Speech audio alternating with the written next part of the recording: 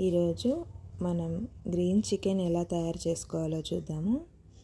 అందుకోసం మనము 1 కేజీ చికెన్ని ఈ విధంగా కడిగి ఒక గిన్నెలోకి తీసుకొని అందులోకి సాల్ట్ని, నిమ్మరసాన్ని యాడ్ చేసి బాగా కలిపి పక్కన పెట్టుకోవాలి.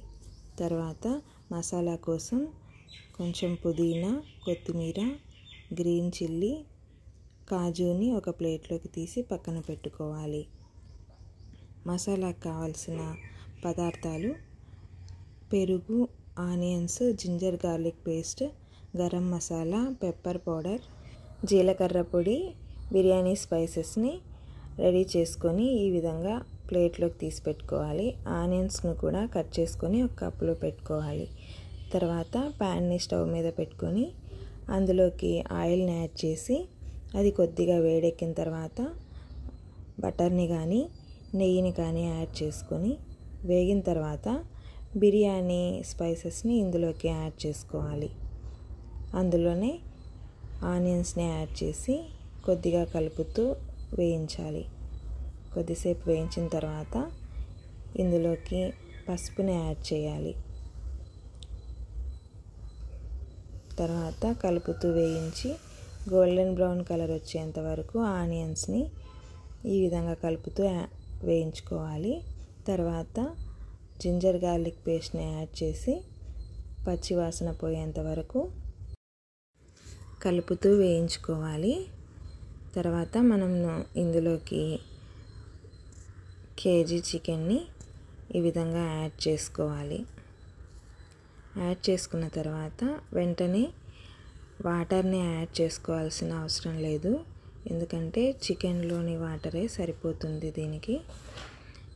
ఈ విధంగా కలుపుతూ వేయించుకోవాలి. ఇందులోకి వెంటనే వాటర్ని యాడ్ చేయాల్సిన అవసరం లేదు. మూత పెట్టి ఉడికించుకోవాలి.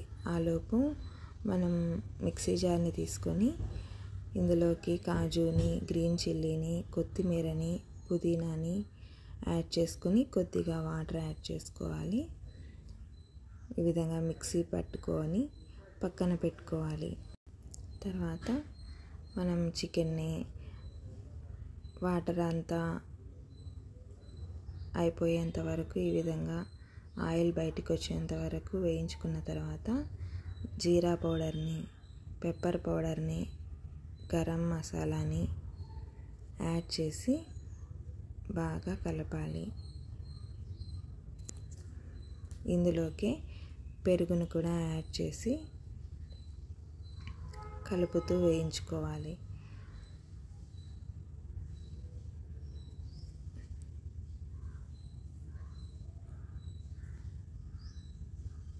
ఈ విధంగా ఆయిల్ బయటికి వచ్చేంత వరకు వేగిన తర్వాత మనము మిక్సీ పట్టి పెట్టుకున్న గ్రీన్ మిశ్రమాన్ని ఇందులోకి యాడ్ చేయాలి.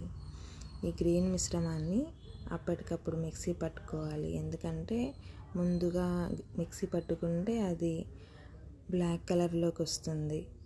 కాబట్టి ఫ్రెష్గా యాడ్ చేసుకోవాలి.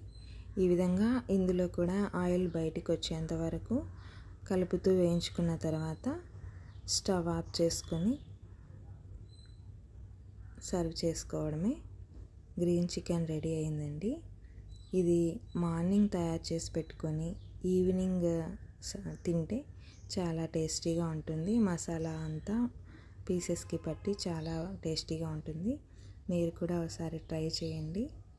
Thanks for watching.